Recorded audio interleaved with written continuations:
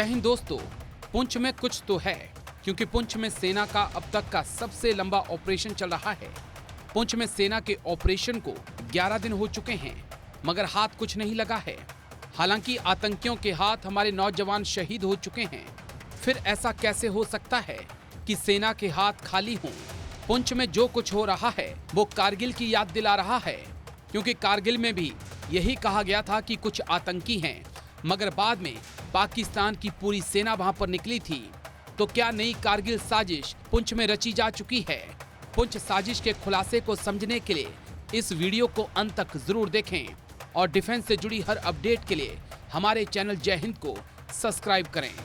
दरअसल पुंछ में अब दुश्मन खामोश है, यानी कि कोई बड़ी साजिश है जिसका खुलासा हो सकता है।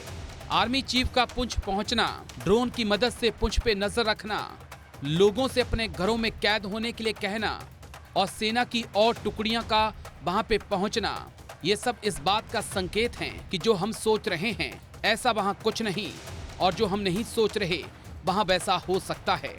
दरअसल सूत्रों की माने तो पुंछ के सुरनकोट में 5 से 6 आतंकी नहीं बल्कि 50 से 60 आतंकियों के अलग अलग ग्रुप हो सकते हैं।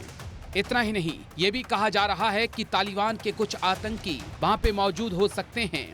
मगर इससे भी बड़ा खुलासा जो हुआ है वो ये है कि आतंकियों के साथ पाकिस्तानी सेना के कुछ अधिकारी मौजूद हैं, जो सैन्य ऑपरेशन में लगातार उनकी मदद कर रहे हैं।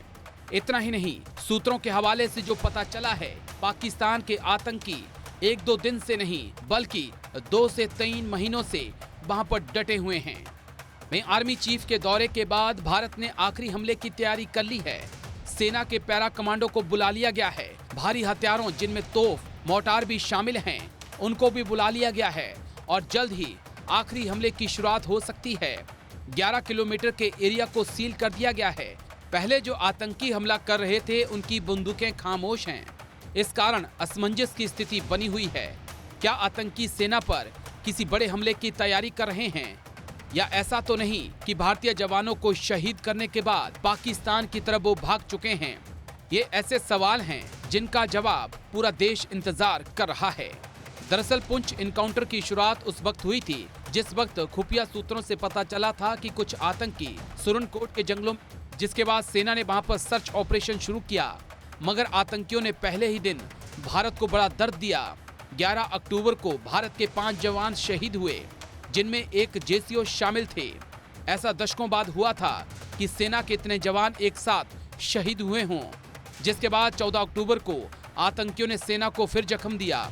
सेना के 2 जवान आतंकियों के हमले में शहीद हुए, मगर आतंकी हमला करके जंगल में फरार हो गए। कुछ दिन बाद फिर से 2 जवानों की बॉडी मिली। शहीद होने वाले सैनिकों की संख्या 9 पहुंच गई, मगर आतंकी अभी तक हाथ नहीं लगे। में एक्सपर्ट का मानना है ये आतंकी काफी ज्यादा ट्रेंड हो सकते हैं और पाकिस्तान की सेना उनका समर्थन कर रही है। अगर हालात को देखें तो कुछ ऐसे ही हैं जैसे कारगिल से पहले बने थे, यानी कि पुंछ में एक बड़ी साजिश रची जा चुकी है और एक जंग किसी भी वक्त शुरू हो सकती है। आपको हमारा वीडियो कैसा लगा कमेंट करके जरूर बताएं। साथ ही साथ हमारे चैनल जय हिंद को सब्सक्राइब करें, दोस्तों परिजनों के साथ व्हाट्सएप फेसबुक पर शेयर करें। जय हिंद।